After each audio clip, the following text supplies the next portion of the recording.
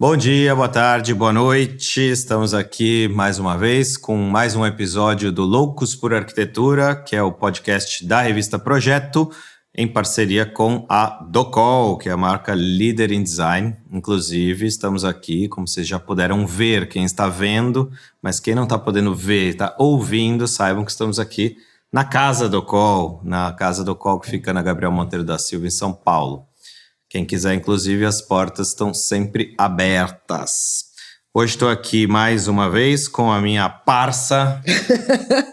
Eu comecei com assim, uma colega, agora já virei parça. Agora é minha parça. Parça Baba Vaccaro, que é designer, consultora, radialista. E a minha guru. Parceira, minha guru. Ela quem é meu como é que eu já falei? Arrimo emocional para essa missão de apresentar esse podcast. Tudo bom, Baba? Bom dia, boa tarde, boa noite. Mais uma.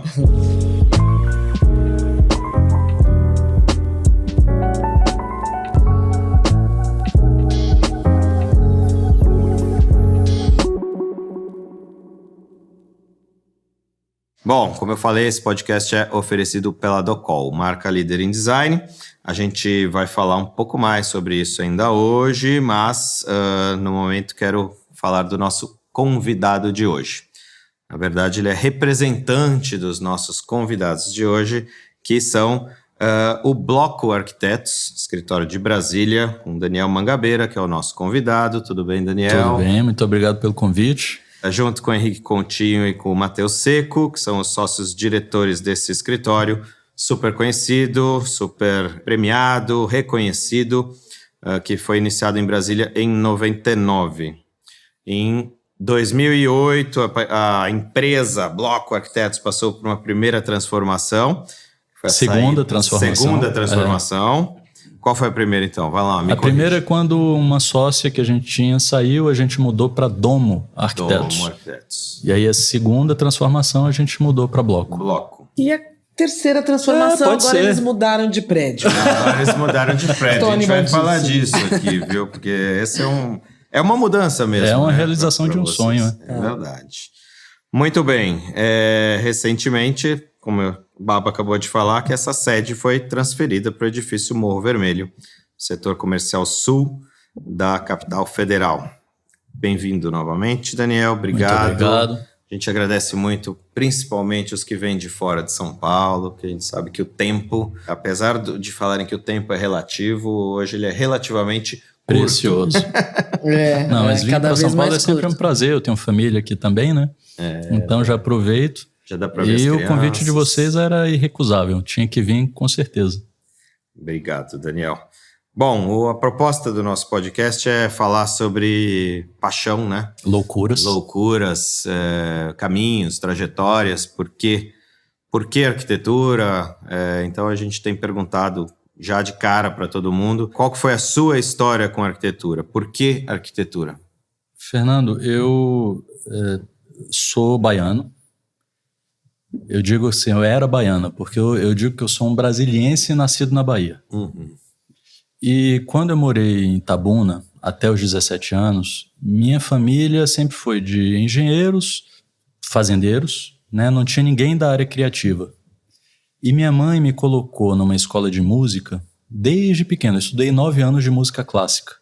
E o meu entendimento de arquitetura veio através da música. Eu tenho certeza disso.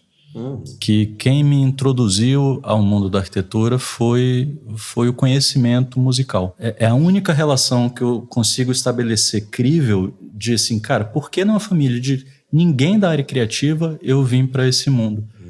E a música, sem dúvida, foi a minha porta de entrada para conhecer mais arquitetura. Mas conta mais, como assim? Como que a música te traz? Eu acho que a música tem uma relação muito grande com a arquitetura. Né? Se a gente fala de harmonia, a gente está falando de arquitetura e música, ritmo, textura. E a música, de certa forma, abre a nossa mente para entender o que está acontecendo ao redor de várias maneiras, né? Não apenas no campo criativo, mas no campo técnico também. Porque quem gosta de música começa a ler a música e entender uma música de uma maneira que não é só sensitiva. esse lado talvez mais sensível que aflorou com a música, eu entenda que veio, que aflorou com a música, eu entendo que surgiu daí. Né? Tem uma coisa engraçada também, quando eu tinha 6 anos de idade, minha mãe começou a construir uma casa, que é a casa que ela tinha em Itabuna. E eu me lembro desse contato muito feliz com a obra. Eu ia para a obra, tinha umas montanhas de areia, que eu acho que tinham 40 metros de altura, e eu fazia buraco nessas, minha mãe ficava pé da vida. E montanha de brita também. Então, acho que uniu essa relação que eu consigo puxar agora dessa obra com a música, e eu acho que foi por aí. Eu nunca tive nenhuma relação próxima, eu não tenho nenhum parente arquiteto, nem eu, nem Matheus, nem Henrique. Isso é interessante. Ah, que interessante. Nenhum dos 3 tem. Então, se eu consigo puxar algum tipo de conexão com a arquitetura que eu vejo hoje em dia, é sem dúvida através da música e do fato de minha mãe também ter sempre apoiado esse tipo de... Porque meu pai, por exemplo, que era engenheiro... Queria que você fosse Queria que eu fosse engenheiro. Mas ele é engenheiro civil? Engenheiro agrônomo. Tá. Mas que pode também projetar, né, Claro. dentro da engenharia. E ele fala, não, mas quer mexer com construção, vai ser engenheiro, não vai ser arquiteto. E aí falava aquelas frases bobas que eu não vou falar aqui agora, mas que foram, de certa forma, rechaçadas por minha mãe. Disse, minha mãe, não, você quer fazer arquitetura, faça arquitetura. E acho que deu certo. E quando você saiu de Itabuna, você foi a Brasília para estudar arquitetura? Eu fui a Brasília para fazer vestibular. E aí passei no vestibular e fiquei em Brasília, e minha mãe foi depois. Minha mãe mora em Brasília também com minha irmã, que morou em Brasília até os 20 e poucos anos e agora mora em São Paulo, que é uma fashion designer, estilista. Maravilhosa, inclusive. Eu sempre vejo você publicando o trabalho dela. A criatividade está no sangue da família. Ela geração, também estudou então, música. isso? Ela também estudou música. Você estudou música, então? Eu estudei música clássica com flauta doce. Entendi. Hoje em dia eu não falou. posso dizer que eu toco, mas flauta doce, contralto, sopranino e soprano. Entendi. Então não é flauta transversal, é flauta doce mesmo. Muito bom. E sempre foi arquitetura? Não, eu fiz vestibular para engenharia mecânica, porque eu gosto de design e adoro carro. Hoje, assim, quando tem o Hélio, que é meu marido, quando fala assim, cara, Daniel, como é que você percebe isso? Às vezes tem uma linha do farol do carro, esse é o modelo 2023. Eu não sei, eu percebo esses detalhes. Design e também. é design, né? E eu queria fazer também design industrial, mas, assim, desisti e eu acho que fiz a escolha certa. Estou muito feliz em arquitetura. Muito bom. E como vocês se encontraram, os 3? Faculdade, eu sou da mesma turma do Matheus, o Henrique é 1 ano mais velho do que a gente, e nós 3 estagiamos em um mesmo escritório. Na década de 90 não tinha muita arquitetura sendo produzida em Brasília, né? Tem um gap muito grande, tem um vazio muito grande de construção de arquitetura contemporânea em Brasília depois do Oscar Niemeyer. Logo aonde, né? Logo antes, né? O que há algumas teorias traumáticas a respeito desse vazio, né? Porque ele foi tão forte que era muito difícil tentar fazer alguma coisa. Assumir. E também porque o Niemeyer trabalhou numa escala que não era a escala do dia a dia, do cotidiano, né? São prédios monumentais, então há uma presença forte, muito forte dele no nosso pensamento, mas não na nossa produção. Voltando à sua pergunta, Baba, essa união, de certa forma, surgiu muito mais de maneira profissional do que pessoal. A gente se tornou sócio para depois se tornar amigo, não foi o inverso. Olha só. O primeiro contato foi com o Henrique. Então, assim, o primeiro trabalho que surgiu, eu chamei o Henrique, aí depois a gente chamou a Ana Paula, que era esse sócia que saiu, e depois chamamos o Matheus. E em 2008 a gente mudou de nome, a Ana Paula saiu e a gente virou Domo para depois virar Bloco. Como é que isso acontece? Porque a gente ouve muito a história do tipo, a gente se conheceu na faculdade, a gente tinha afinidades, a gente foi e tal. Como é que é isso? De você primeiro trabalhar para depois conhecer? Eu, apesar de ser da turma do Matheus, a gente não tinha muita amizade. Eu não saía com o Matheus. Né? A gente não tinha uma relação... Tinha próxima, porque éramos colegas, mas não próximas de amigos, de amizade. E o Henrique sempre foi um cara muito correto, muito certinho, muito, sabe, pragmático, meta. O Henrique sempre foi uma cabeça muito direcionada para a arquitetura como uma empresa, como um negócio, como algo que tinha que fazer as nossas satisfações, mas tinha que nos dar o que comer. Então, nesse sentido, o Henrique é uma peça. Eu não te falo que foi, porque hoje em dia eu não consigo me ver sem o Henrique. Então, essa relação de admiração por arquitetura e por administrar um escritório de arquitetura foi pelo Henrique. Quando a gente estagiava nesse escritório, chama Duo, que não existe mais. E quando a gente saiu, inclusive parte do que a gente entende como sendo necessário para fazer um escritório dar certo, a gente aprendeu nesse escritório.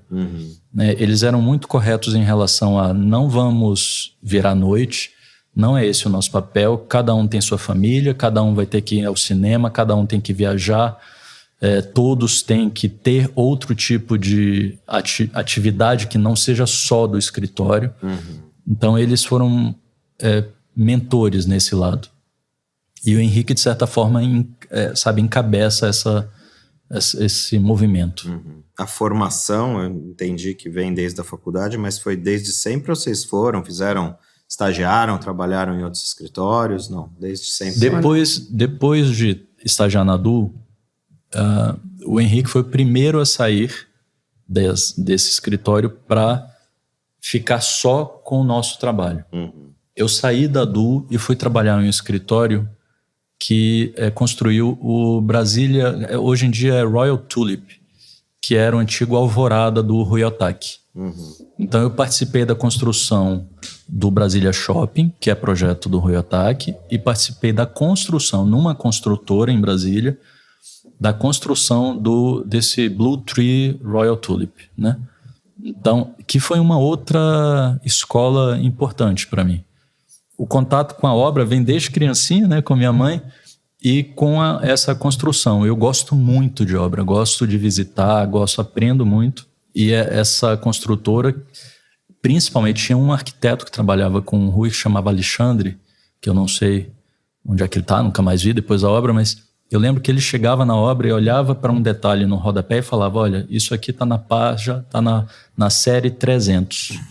E o detalhe estava lá. Então, aquilo me chamava muita atenção, porque a noção total que ele tinha de arquitetura não era só relacionada ao espaço, né, à materialidade, mas à feição da arquitetura, né? Como fazer bem feito. E como ter a ciência de que aquilo ali precisa estar conectado com outro tipo de, né, conexões para fazer a coisa acontecer. Então, sai um pouco do campo teórico e entra um pouco no campo prático. Então, essa relação que eu, pelo menos, tive com a obra foi muito importante nesse período de construção do Blue Tree. Não é um edifício que eu gosto, né, mas aprendi muito.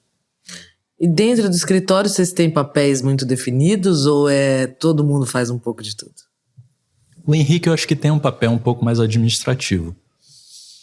Mas a gente é tudo muito misturado, Baba.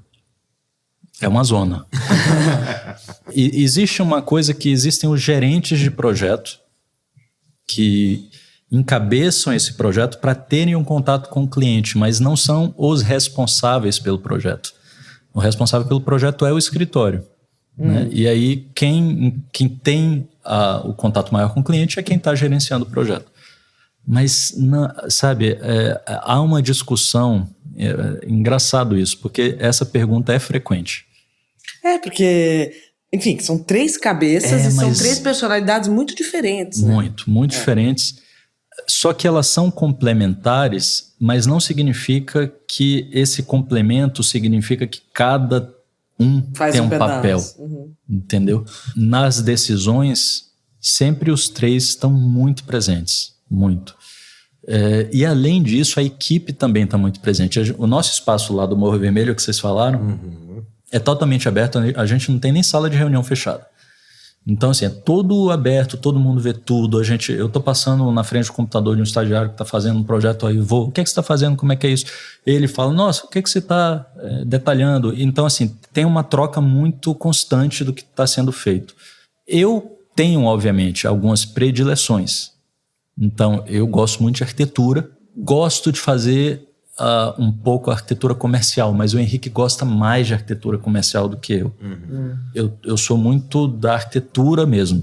Então, edifício residencial, casas, talvez um pouco interior também. Eu gosto de trabalhar com interior. Mas é muito difícil definir. Assim, é impossível, na verdade, definir qual o papel de cada um lá dentro. Eu acho que o papel é sempre complementar. Por mais demagogo que seja falar isso, sabe? Mas acho que é por isso que a gente está junto até hoje também. Porque eu acho que se cada um... tem uma cumplicidade nas respostas. E há uma briga constante. E essa briga é legal. A gente estava agora em Tiradentes, eu estava com uma amiga no carro, eu e o Matheus. E a gente começou a brigar dentro do carro. Você quer?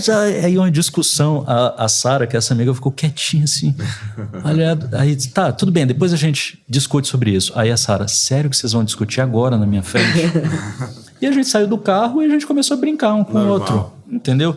Então, essas discussões nunca são negativas, obviamente que não, mas elas nunca ultrapassam o limite do razoável.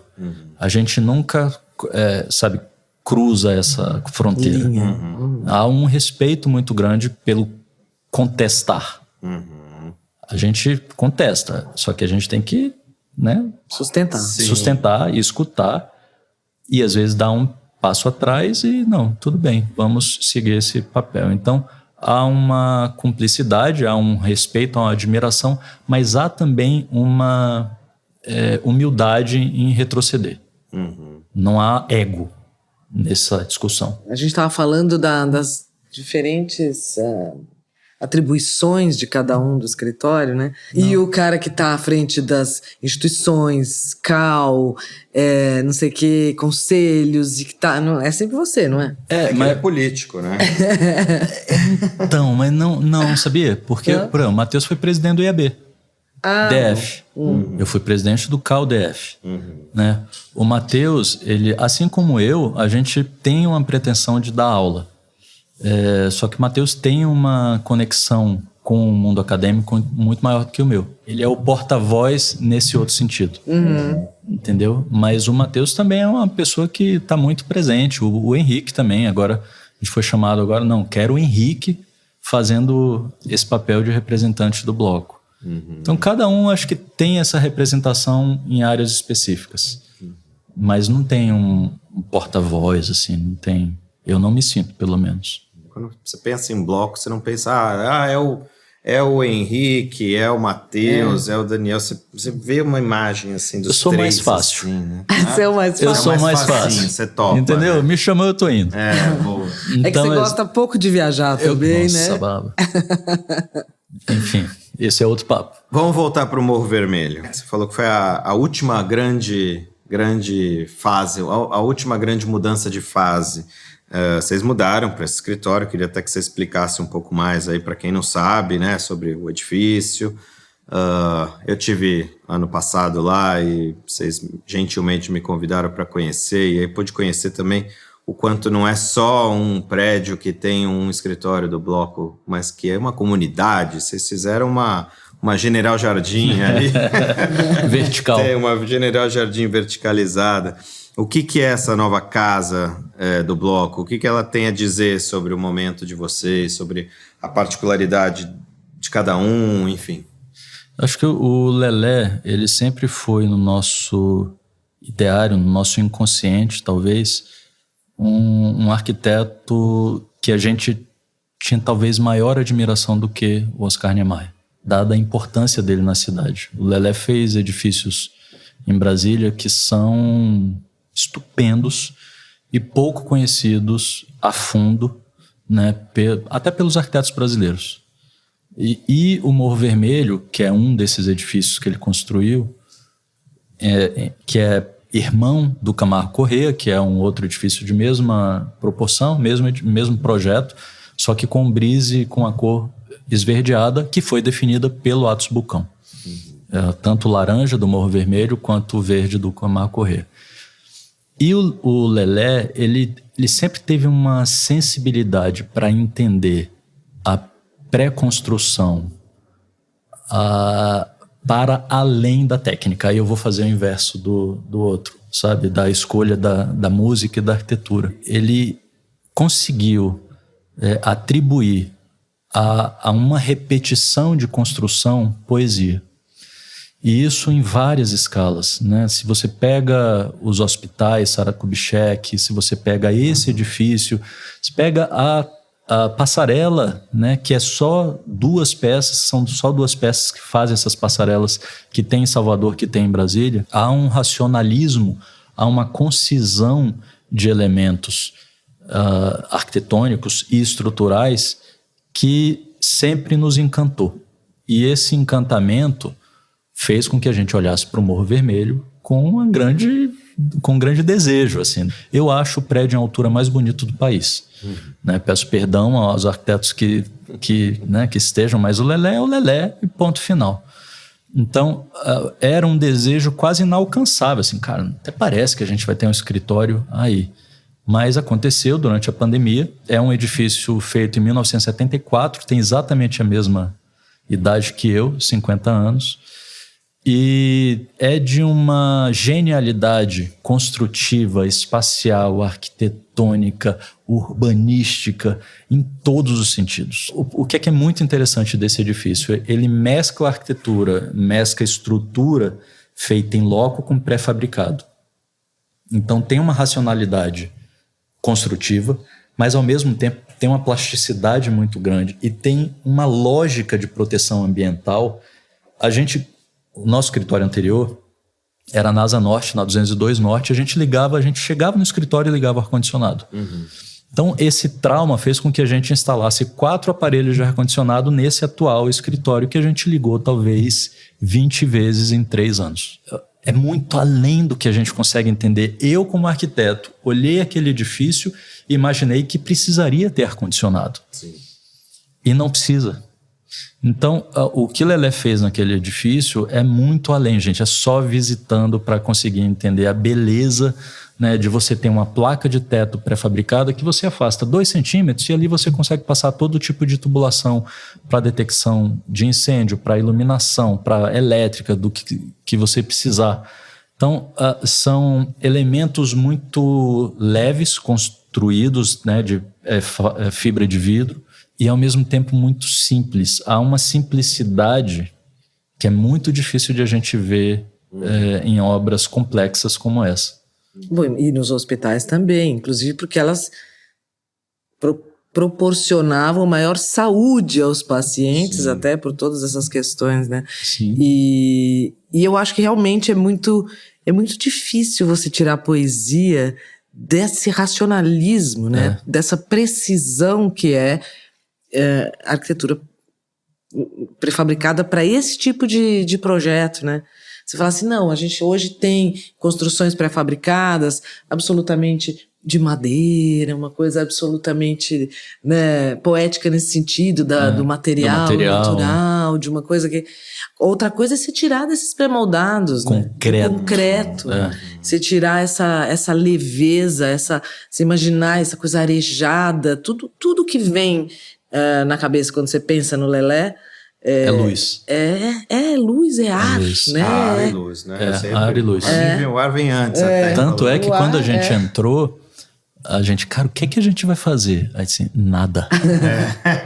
Não, a gente vai fazer nada, a gente só vai botar os móveis aqui, botar uma divisória e acabou. É isso. E ficar lindo. Fica. Não precisa fazer mais nada.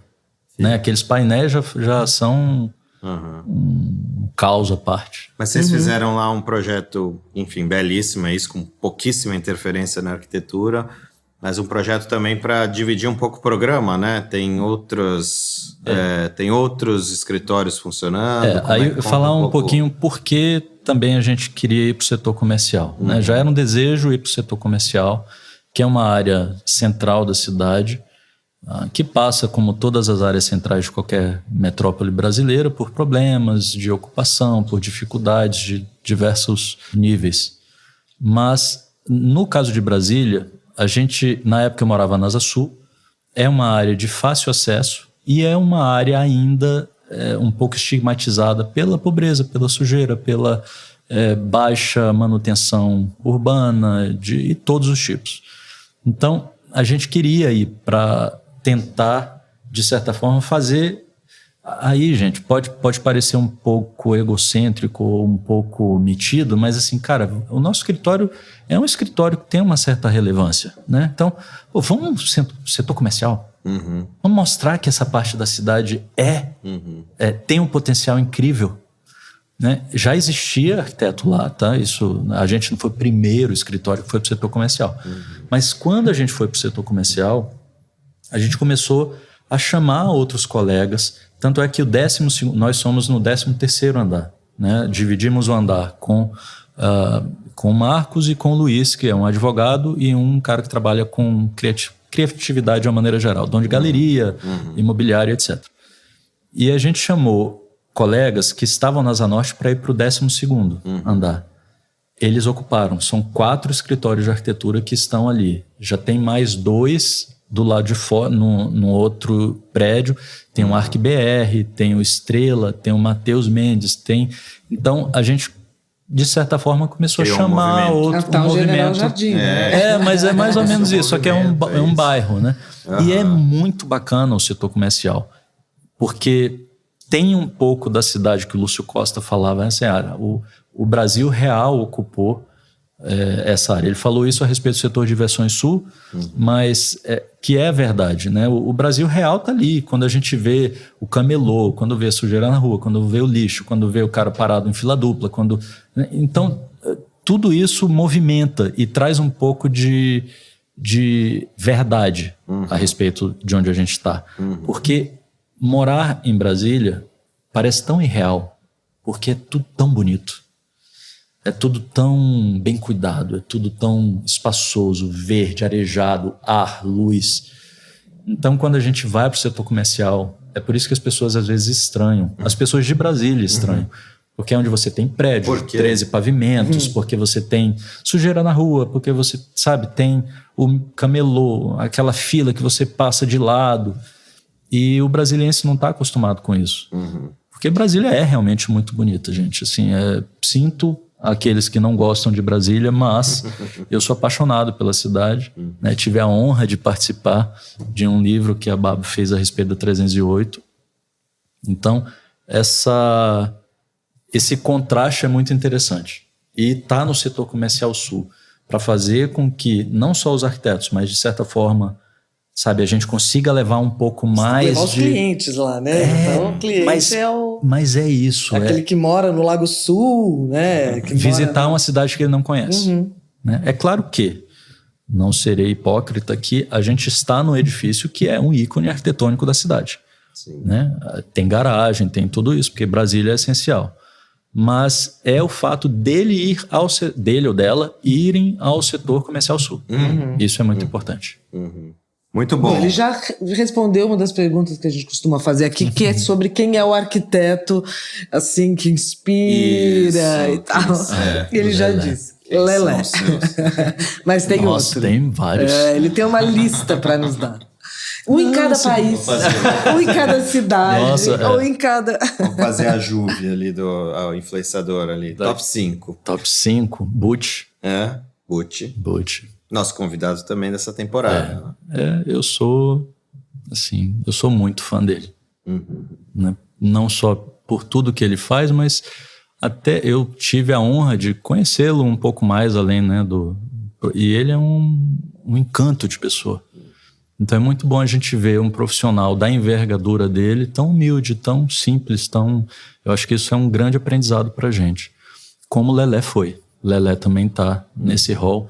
E eu acho que a beleza da profissão, de você ser um profissional desse tamanho e permanecer humilde a respeito das suas atribuições e de como você pode contribuir para uma melhora da cidade, para a melhora, né, do país, e a melhora da profissão, porque eles todos melhoraram a profissão, É incrível. Eles são grandes referências na minha vida. O Oscar Niemeyer, obviamente, né? Também sendo um grande representante da arquitetura brasileira no mundo. Eu não vou falar de outros brasileiros, mas eu vou falar de uma que é uma brasileira, apesar de eu não ser, ela que é a Lina. Né? Então ela é uma grande referência pra gente. E o olhar a respeito da imperfeição, de certa forma, e da beleza da imperfeição, e de transpor aquilo que é técnica, e a técnica não está relacionada à perfeição. Né? Então, ela sem dúvida é um ícone pra gente. Faltão. Sinuca de bico agora. Vocês que fizeram o top 5, mas você não falou se era brasileiro, não era eu só tô... Tava vivo, se não tava. Porque tava livre. É bate-papo livre, meu bem. Olha, eu sou apaixonado por arquitetura latino-americana. Né? Eu podia pensar também em arquitetura portuguesa, porque foi pra gente uma grande abertura de olhar para ver o que estava acontecendo fora do Brasil. Mas a minha admiração recente passa pela arquitetura latino-americana. Se eu pegar alguns arquitetos assim, argentinos, paraguaios, peruanos, Jean-Pierre Cruz, ou vai para Solano Benítez, Glória, vai para Adamo Faiden, Argentina. Nossa, gente. Aravena. Conseguiu mais uma vez. Aravena não tanto. Aravena não tanto. Não. Engraçado. Eu fui pro Chile agora e não visitei nenhuma obra dele. Não? Não. E todo mundo assim, você não vai? Assim, não tenho interesse. Que metido. Não é metido, é porque assim, eu tinha tempo. E eu tinha que orientar esse tempo para aquilo que me interessava. Tô brincando com você. Aquilo que me chamava, porque eu gosto de pegar, gosto de abraçar o prédio lá e eu sou meio bobo nesse sentido. E aí fico olhando. O Hélio, coitado, tem que ter muita paciência. Eu sei. Muita paciência. Como é. Eu fiquei curiosa de conhecer o Aravena, que tá em Lisboa. Eu também. Essa eu tenho curiosidade. Não vi ainda pronto. Também não. Esse parece bem interessante.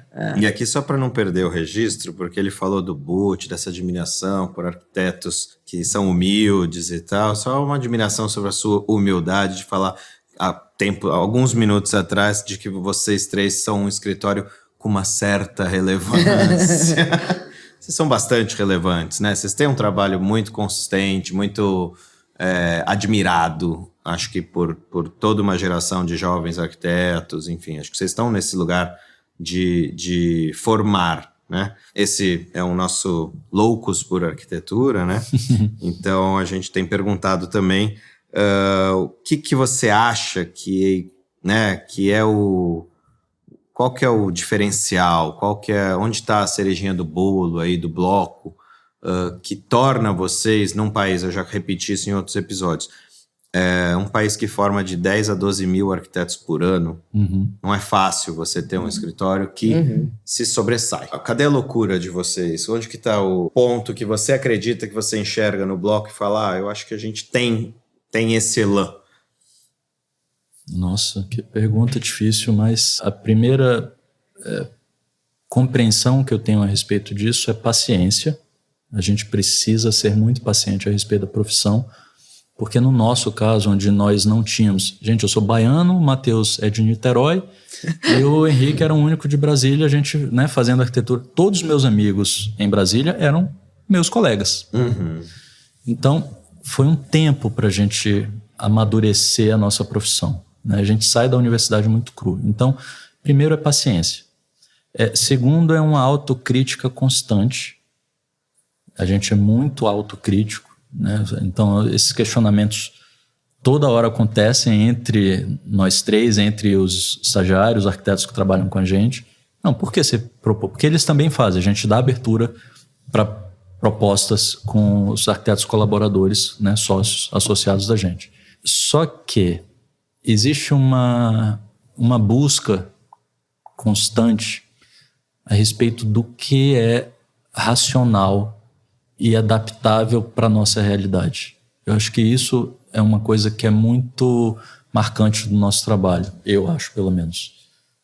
Há em outros profissionais também, mas entender o sítio, entender o que pode ser feito naquele local é uma definição de arquitetura como qualquer arquiteto precisa ter. O arquiteto precisa entender onde a obra está sendo feita. Eu acho que Brasília é parte dessa compreensão do que é a arquitetura brasileira de uma maneira geral, né? Eu vejo muito a arquitetura brasileira sendo representado por escritórios paulistas e vejo pouco essa pluralidade que a gente tem no Brasil de tudo, de cultura, de língua, sotaques, Sim. mas de vestimenta, de tudo. Então, eu acho que esse momento de redescoberta da arquitetura brasileira também faz parte disso. A gente, de certa forma, deu sorte de estar nesse momento de autocompreensão do que é o Brasil, mesmo que a gente não tenha uma resposta para isso ainda, mas a gente sabe que o Brasil é multicultural, é multifacetado, e a gente de certa forma, resultado dessa complexidade cultural que a gente tem, principalmente porque a gente está numa cidade que é, né, um ícone da arquitetura brasileira. Então, e a gente aprende a respeito disso, apesar da gente não fazer o que Niemeyer fazia. Mas essa concepção de espaço aberto, né, essa brasilidade nos materiais, na riqueza de material, né? A gente não tem só concreto, a gente não tem só tijolo, não tem só madeira, a gente tem tudo. Então, essa pluralidade e, de certa forma, facilidade e disponibilidade que a gente tem de caminhar por vários caminhos diferentes faz com que a gente seja compreendido, ou eu me compreenda como um escritório que está sempre em busca de algo.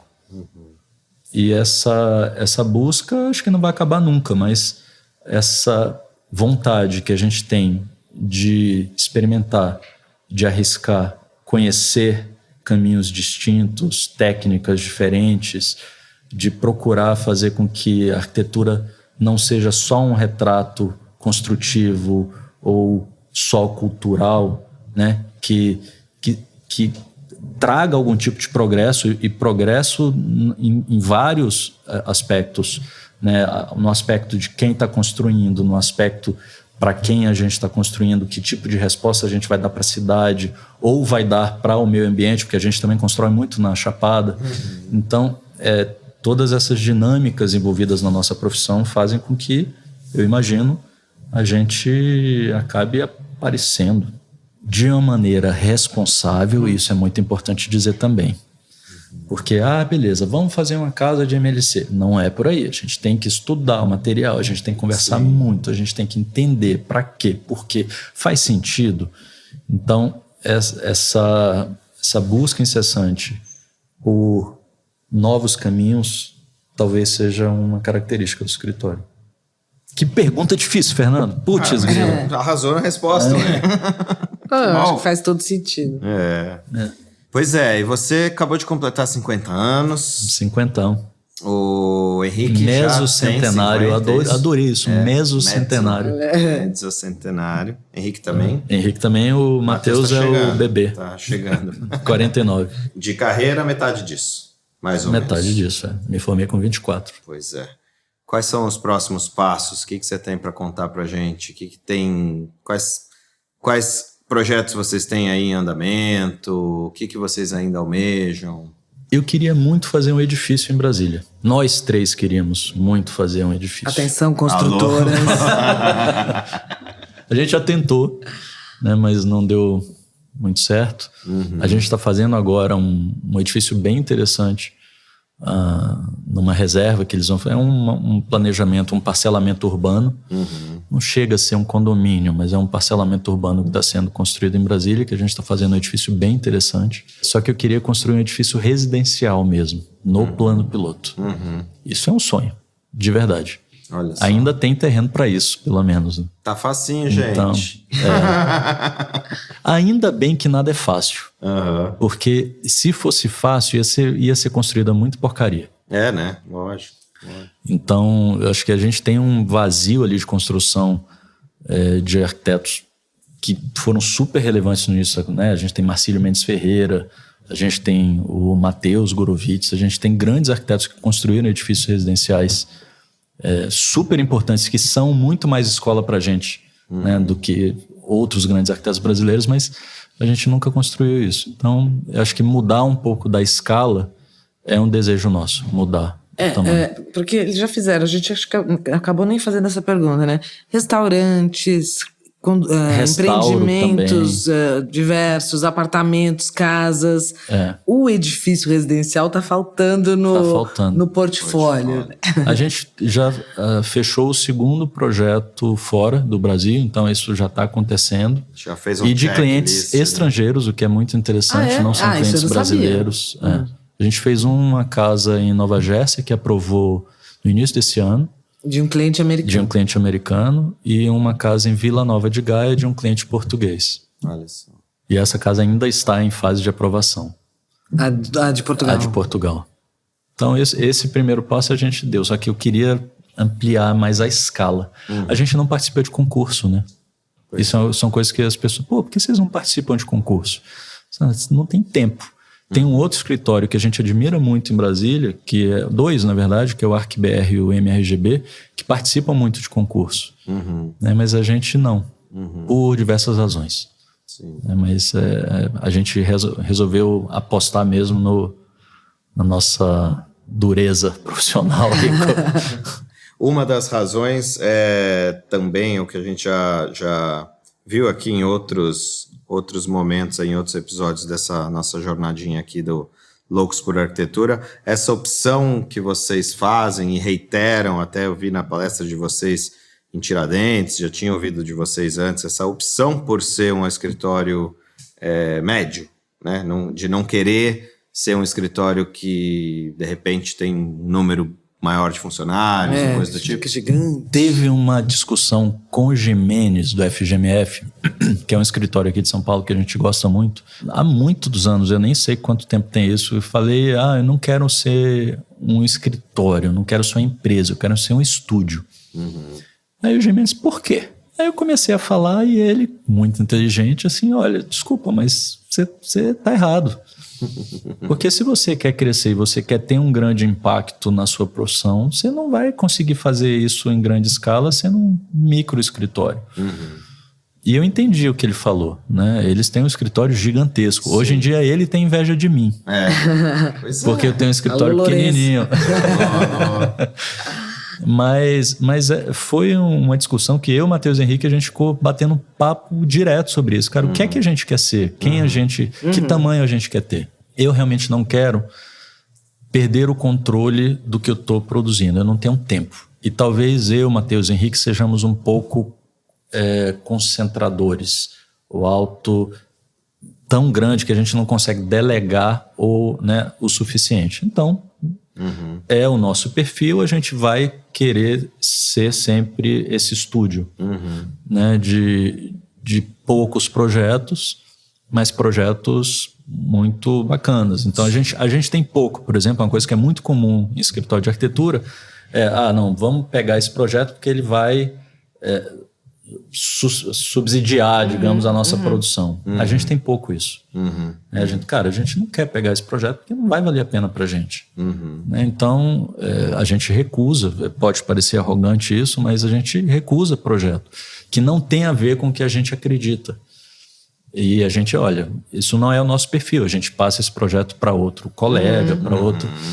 Mas esse tamanho tem uma relação muito mais de controle mesmo, de ciência do que está sendo produzido para...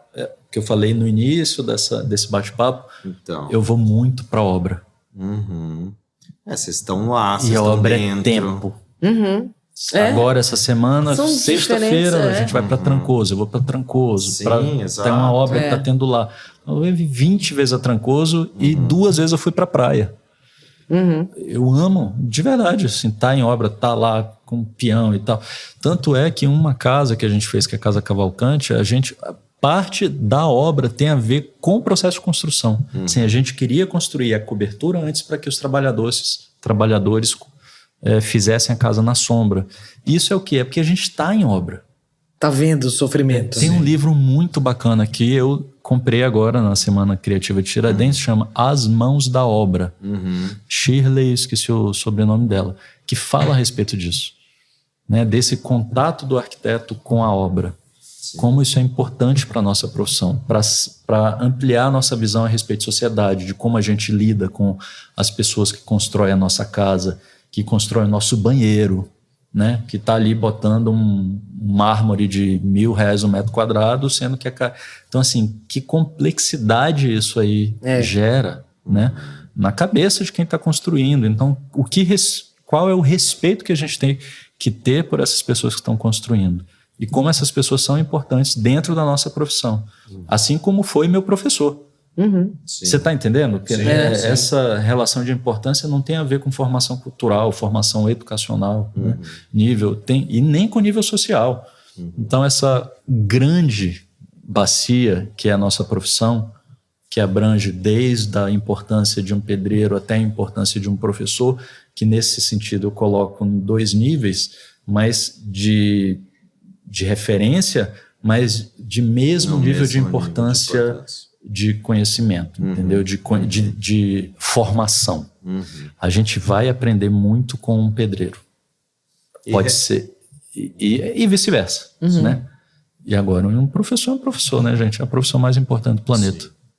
E no fim, isso remete também ao começo da nossa conversa, né? Quando você falou que vocês, quando se juntaram, quando resolveram ter um escritório, se prometeram ter horário de trabalho, noite de sono, família, né? Viajar. Eu acho que é bem por aí. Praticamente um guia turístico. Vai conversar com a Baba.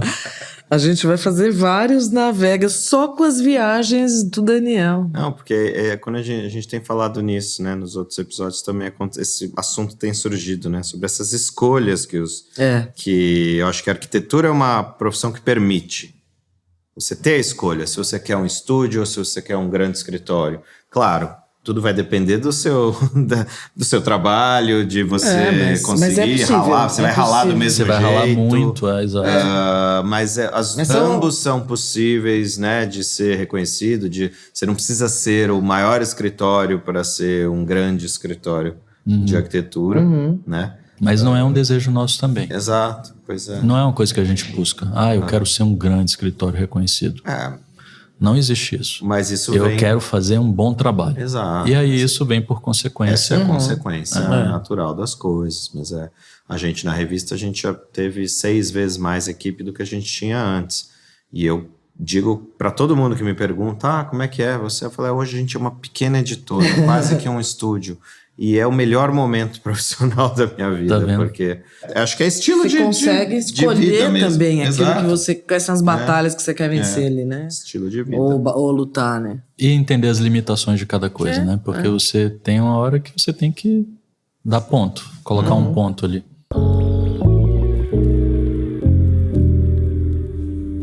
Bom, e como já foi dito, né, e a gente sempre agradece a Docol como nossa grande patrocinadora, como a grande parceira dessa nossa aventura aqui do Loucos por Arquitetura. Docol, que é líder em design na América Latina, uma marca mais premiada do Brasil, com certeza, em design. Vocês fizeram uma parceria recente com a Docol nos últimos 2 anos, que foi o stand da Docol na Expo Revestir, que é também uma tipologia diferente, completamente nova para vocês, não sei se vocês já tinham feito antes, mas...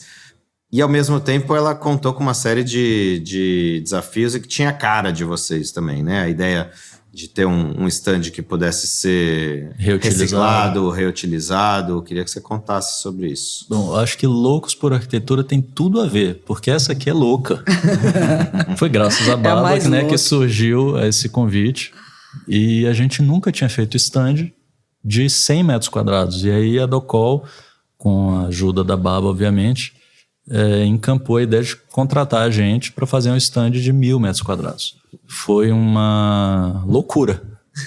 Literalmente foi uma loucura. Não foi uma loucura controlada. Uma loucura controlada. Loucurinha da boa. Mas uma loucura programada. A gente sempre teve essa consciência do que era a DOCOL. A gente já tinha participado, né, de outros encontros lá na fábrica para discutir produto. A gente participou também de um programa que a DOCOL fez com estagiários e mentores, que aí quem ganhou foram os estudantes que foram orientados por nós. Então a gente ficou super feliz. Então essa relação com a DOCOL já existia há um tempo. E quando a DOCOL chamou a gente, a nossa proposta foi entender a grande quantidade de desperdício que essas grandes feiras geram. Então, o que a gente queria era fazer com que a estrutura, macroestrutura da feira pudesse ser reutilizada indefinidas vezes, da maneira que quisesse, não apenas na feira, mas fora da feira também. Se quiser, vamos tirar esse pavilhão que é interno e colocar no jardim da fábrica da DOCOL. É possível. A gente contou, e isso é muito importante, a gente contou com a ajuda da ITA, né, para pensar essa estrutura em MLC, que ganhou um selo verde na primeira feira, e a DOCOL encampou essa proposta de, pela primeira vez, ter um stand que agora vai ser reutilizado pela terceira vez. Então isso é muito bom, você vê uma empresa do porte da DOCOL, né, entendendo que precisa mudar o mindset, ou precisa mudar a estrutura existente de construção de uma feira para propor algo que às vezes é difícil de entender. E o que é bacana é que esse primeiro concurso ganhou o IF, né, Design. A gente ficou super feliz com isso, porque é o prêmio de design mais importante do planeta, que a DOCOL já ganhou vários, mas a gente foi a primeira vez. Então, quando a gente foi lá para Berlim receber, foi uma beleza, foi lindo demais. Então, essa parceria está dando bons frutos. Realmente, e além de tudo, além da parte técnica de reutilização e tudo mais, é maravilhoso esse stand, né? Um stand bonito. Não, ficou lindo, realmente. E esse ano a gente vai ter que fazer um mais bonito. Eu acho que cada vez é um desafio. O primeiro foi criar, o segundo foi repensar, e agora eu falei, olha, acho que talvez seja a última vez que vocês possam fazer isso. Mas realmente tem a ver com um dos pilares da marca, que é a sustentabilidade, né? Que eu acho que tem que estar presente em todas as atitudes, em todas as expressões, né, da marca e das marcas e das pessoas. Eu acho sustentabilidade e tecnologia, né? Porque exato. É uma tecnologia de construção, Sim. É uma tecnologia material, o MLC é um material, não é novo. Madeira laminada colada, é bom dizer para quem não conhece. Perdão. É madeira laminada colada, não é um material novo, mas é um material que está em grande expansão. Sim. E tem um respaldo de sustentabilidade que é imenso. Tem tudo a ver. E tecnologia, né? Exato. A tecnologia não necessariamente significa progresso. Isso também é importante dizer na arquitetura. Só que nesse caso específico, a tecnologia envolvida na construção, na montagem, na desmontagem, no reuso do material, que tipo de matéria-prima é utilizado nesse material, como essa matéria-prima é construída, extraída, processada, né? O trabalho humano envolvido nisso, o trabalho de tecnologia brasileira, né? De pensamento, Hélio Olga, gênio, né? Trabalhando junto. Então, ali foi uma conjunção de fatores onde a gente tinha gente do mais alto gabarito trabalhando em todos os níveis. Então, acho que não tinha como dar errado. E no fim das contas eu tenho certeza, até porque a gente é bem envolvido com o mundo aí das feiras do setor e tal, com os expositores, que isso cria exemplo. No ano passado já teve. Já teve. Já teve. Acho que não posso falar o nome da marca, mas teve essa marca que... Isso, o pessoal que fala, não, peraí, olha só, isso vai pegar bem, além de tudo é o marketing, né? Porque, vamos, pensa primeiro no marketing, depois...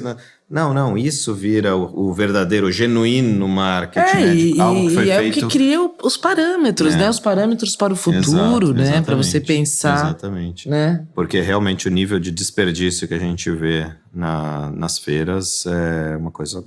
E na construção civil de uma maneira geral. De uma maneira geral, Não é e aí o material, MLC, CLT, seja qual for a sigla utilizada, mas que aí vem aí uma virada, né? Um ponto de virada interessante também. E inclusive no canteiro, porque o que é muito bacana, vem as peças todas, né, prontas e você monta.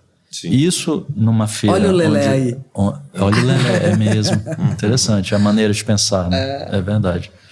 Mas isso numa feira onde 1.000 metros quadrados precisam ser construídos em 3 dias, onde a torneirinha e o sabonete líquido vai estar ali do lado, é loucura pensar isso. Então, atrelado a isso, a gente tem também a importância de uma construção limpa num canteiro de obras.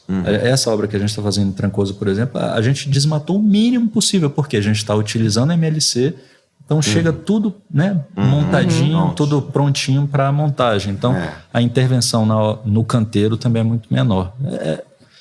O arquiteto ele tem essa responsabilidade social, não é só construir, social, de pensar a construção como influindo em todas as camadas desse processo que é a arquitetura.